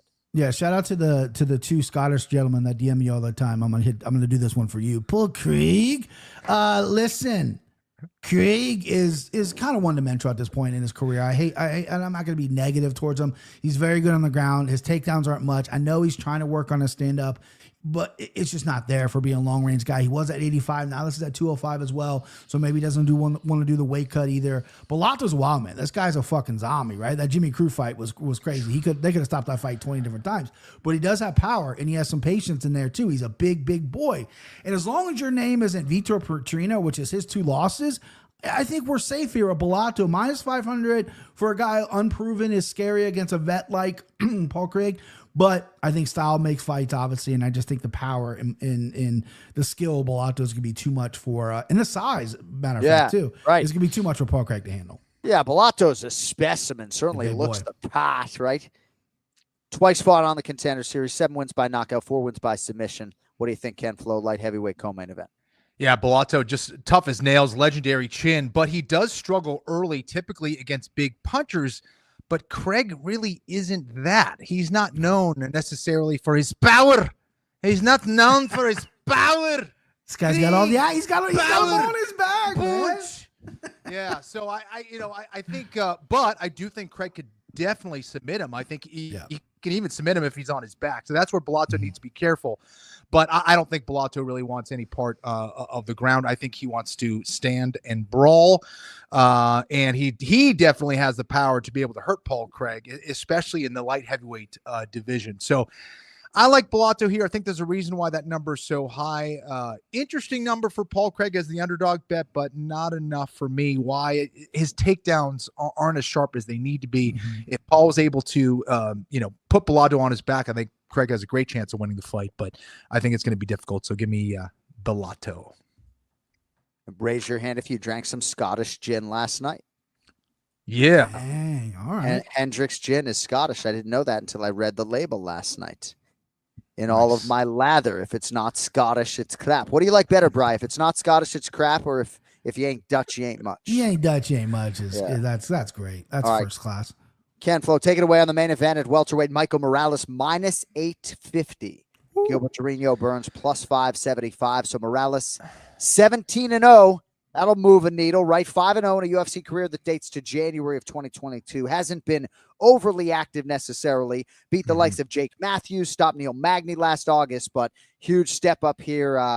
And despite that, a huge favorite on the betting front against the former world title challenger, Gilbert Durinho Burns. Michael Morales is one of those guys that when he made his UFC debut, I looked at his physicality and his ability to move and learn on the fly as something that really, really impressed me. And he has only gotten better skill-wise over time. And I think that's why we're seeing that number continue to go up for Morales as the favorite. And the other thing, we have to talk about Gilbert Burns. He's got 3 losses in a row. The problem is, though, if you look at those losses, they're against world-class fighters. 2 champs, right? JDM, who's the current champ, Bilal, who is the former champ, and a future contender at Sean Brady. So nothing to be embarrassed about at all. However, that does lead to more pressure. And it makes you feel like your back is up against the wall here. And for Gilbert Burns, who has a lot of skills, I don't see his physicality being that's better than Morales. I think it's very high level, but Morales is he's different, man. He's huge for the weight class. He's extremely athletic. He's got knockout power. And he also doesn't really make a whole lot of mistakes. And that's going to be troublesome, I think, for Gilbert Burns, who has been to the top of the mountain. He's got a skill set that can give a lot of guys trouble. But I think the UFC knows that they have something special in Morales. They've been building him up in the right way. And 17-0, man, with all dominant performances in the UFC, it's hard to go against Morales. I think that number is a little bit high. I think that's a little bit disrespectful, Gilbert Burns, if I'm being honest. But this is Morales' fight to lose. I like Morales here. Gilbert Burns will be 39 on the 20th of July. It is crazy when you know how hard he works and how committed he still is to becoming the undisputed UFC welterweight champion, to see a number like plus 575 next to Durinho. No respect, man. Yeah. No respect, man. You have to have some respect for his skills, the time that he's been in the UFC, man. So for me, it doesn't show respect, man. Dude, that's I don't want to listen to anything else, man. His so last good. 3 losses, right? You can argue are to the 3 best welterweights in the world: Bilal Muhammad, Jack Della Maddalena, and Sean Brady. Bry, Gilbert Burns, Michael Morales. Your mic's hot. Yeah, listen, all the timestamp crew boys, where are timestamps at? Timestamp this. Michael Morales, he's a dark horse of this division, right? He is going to fight for a title. I've been saying that for 25 years old. He's fucking enormous, and he passed the Neil Magny test. All young fighters have to go through Neil Magny. They do, and he finished him. I love Gilbert Burns, though. What a personality. What a good podcast he has. He's getting a little bit older in age, showing a little bit of miles. Hurt his shoulder in the Bilal fight, was out a year, came back against JDM, a very wrestling heavy approach, gassed out, and then just got outbodied, outworked by Sean Brady. Elite guys. But I'm worried about the shoulders. I'm worried about the grappling, because I think that's where Gilbert's going to have to win this fight. He's going to have to grapple. He's got to take it down. He's got to win. I don't know if he's able to do that, because Morales is so big. Perfect takedown defense in the UFC. Super athletic and powerful here. The number's really high. I agree. It's disrespectful, the old Gil Burns. But listen, you got to cut that somehow. You got to play it by knockout, by some kind of TKO. Pick your round for Morales. I think that's how it's going to happen. Unfortunately, I'm going against Gilbert Burns. I'm picking Michael Morales. I think he's a special dude. And sometimes, and I agree with you in terms of the special nature of that young man, at least from what I have seen, and has trained alongside Bilal Muhammad out there in Chicago, Illinois. But sometimes, Kenny, you have a minus 850 favorite, and then they go out and just destruct.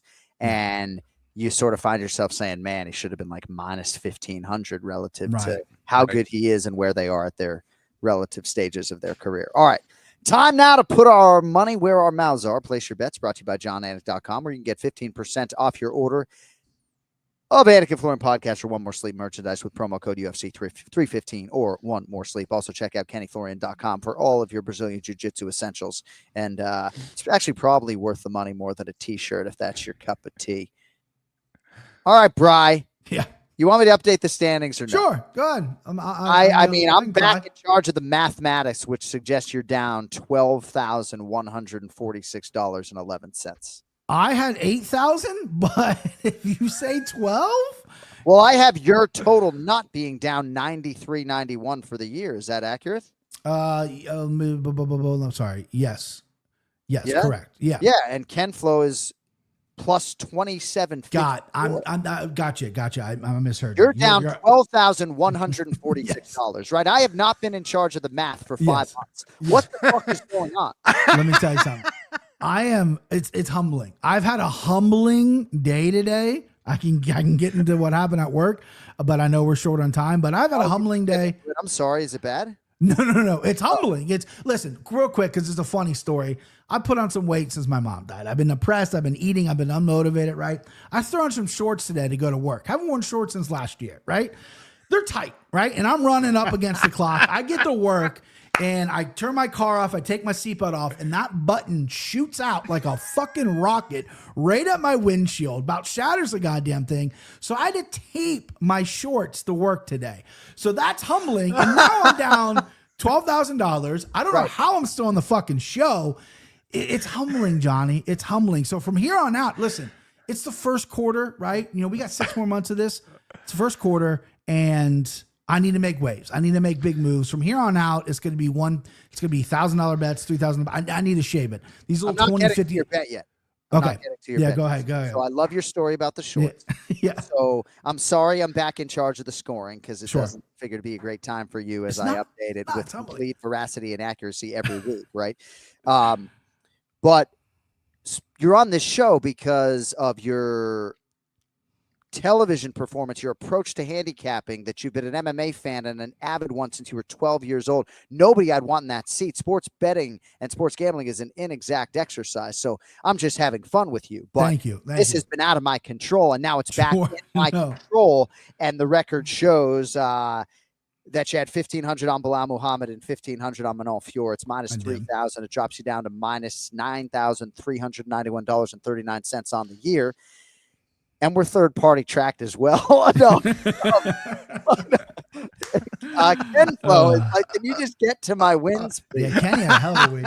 Ken Flo put a band on Natalia Silva. That paid you $458.72. You also had 1,500 on Valentina Shevchenko. That paid almost 2 G's. Did give $500 back on Bilal. Remember the name Muhammad, but plus 1908.72 for the week. Ken Flo puts you at plus $2,754.72 for the year. So we'll let Brian Petrie lead and see what he can do about this $12,000 mess. Brian. Yeah. So listen, again, like I was saying earlier, I got to go big. I got to start making big bets, and I've been doing that. But now I got to win them. So listen, I've looked at the board. Some of these numbers are kind of high. The number isn't out yet, but give me $1,000 on Bellato by KO. I'll get you that number when it comes out later this week by DraftKings Sportsbook. But Bellato by KO, hopefully it's a lot less than minus 500 what he's money lines at. Yeah. And we're going to rock with that. Nicely done, BP, who seemingly is done dicking around. Done dicking around now, John. It is not. I mean, does Jason Anik know that? I mean, I think he actually was trying to give you more money this quarter. Just to know you're down 93, 91, 39. It's ugly, John. I'd like to start a GoFundMe of brown shorts for our guy Brian Petrie. I need them. Elastic band is preferable. No buttons. No buttons. Yeah. All right. You're a good fucking sport, I'll tell you that. Kenny, you got $1,000 to spend. It's not a pay-per-view. It's a fight night. What do you have? Yeah, well, Brian, I've been there, for the last 2-3 years when you kicked my ass. And you're right, it's hard because when you're down, then you have to bet big. And if those don't fall through, you just lose even bigger. So anyways, been there, bro. All right, I'm going to put, did my math correct? Yeah, I'm going to put 500 on Costa, Melquizael, if you don't know who I'm talking about. Yep. 250 on Yusuf. And then I'm going to play a little parlay 250 on Morales, Bellato, and Costa. Morales, Bellato. And that should do it. And Costa. That was a $250 parlay. to close it out. Yes, sir. All right. So you got Sadiq Yusuf at plus money, plus 110, and then a 3-legger to close it out. All right. If you want more from Brian Petrie, at Brian Petrie MMA, you can follow his MMA Takes podcast as well. Frequent appearances by former Major League Baseball All-Star Evan Longoria. And yes, let the record show, Brian, you've had 2 outstanding years, wiping the mat with Chemflow, so to speak. So we're just having fun at your expense. Yeah. Can I give a shout out real quick? Oh, yes. Yeah. I just want to give this out. Listen, this weekend, Hunter Frazier, a guy I sponsor, he's fighting again. Mega Court Pavilion down in Newport, Kentucky, right over the bridge. 205-pound title fight. Can't wait. This kid's motivated. He's had a great story. If you want to go follow him on Instagram. Also, shout out to the promotion that's doing it, Ohio Combat League. It's a smaller promotion, but they put on a really good show, and people don't realize you got to support these smaller promotions. That's where the UFC fighters are coming from. These amateurs and these soon to be these pros are they need a place to go. And Ohio Combat League, they're doing it right. They're great people. Also, the main event is Jose Harrell, who was supposed to fight JDM, but then he Jack got Della. During his medicals, they found something wrong with him. He's a Columbus guy, Scan. and guess who he's fighting? They're kicking the old tires on Melvin Gillard. So come down Saturday. Wow. Yeah. Come down Saturday. I'll be there in the building. It's going to be fucking awesome, boys. Thank you for giving me the platform to say that, John. I appreciate it, guys. You're the man, buddy. Great job as always. Josiah Harrell was supposed to fight Jack Della Maddalena. Yeah. And all right, BP, have a great day and a better I'll see you, boys. Amazon.com if you want to go buy some new shorts. So my parting shot goes to Norris Leonard, 88 years of age, Cody Merrow's grandfather, showing up to UFC 315 in Montreal. Wow. And I tell you, if I'm like that guy at 88, I've done some things right. So we awesome. Appreciate him being in the building. Also want to alert you to leafwell.com/Anik if you are looking for a medical cannabis card. And maybe you just need to renew yours. A lot simpler and a lot more advantageous if you go to leafwell.com/Anik. Even if you're just curious, a lot of good information at leafwell.com, leading medical cannabis initiator and provider in many ways. Also want to just acknowledge the now former undisputed UFC welterweight champion, Bilal Muhammad, if I could. You know, you can't help but develop personal relationships inside of this industry. And certainly I think most people know how close I am with Bilal. Once he hits the tunnel, I throw that relationship completely out the window. But, you know, wanted to certainly keep the focus on Jack and not the personal relationship off the top of the show. But certainly he's a member of our Anik and Florian podcast family. He does a podcast on our channel. And, yeah, Kenny, like when you lost to BJ Penn, I remember sitting in my hotel room and spending 45 minutes trying to write you the perfect text message. And I think it's not there to be written. You know, there's just nothing really you can do.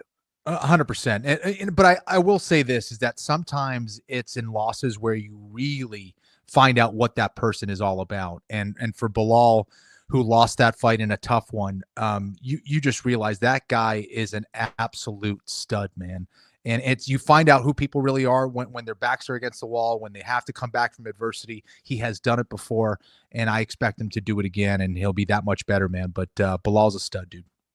All right, thanks everybody for being here for our UFC 315 recap. We are right back on Monday. We'll see who prevails between Michael Morales and Gilbert Durinho Burns. In the meantime, if you want to join me for a live chat on the Jon Anik app, we do that every Thursday. And this Thursday, I'll be live in Las Vegas. We got the Patrick Mahomes golf tournament coming up Friday. So a lot of good content on the free to download Jon Anik app coming up this week as well. Thanks to Ray Longo, Brian Petrie, and our producer, Cody Merrow, Jason Anik, putting it all together behind the scenes for Ken Flo. I'm Jon Anik. We'll talk to you next Monday. Until then, appreciate every last one of you. Yo, later. Kenny Florian, I got him, baby. Okay? 14 years later, 13 years later, we did it. Okay? Kenny, I got you. I love this shit.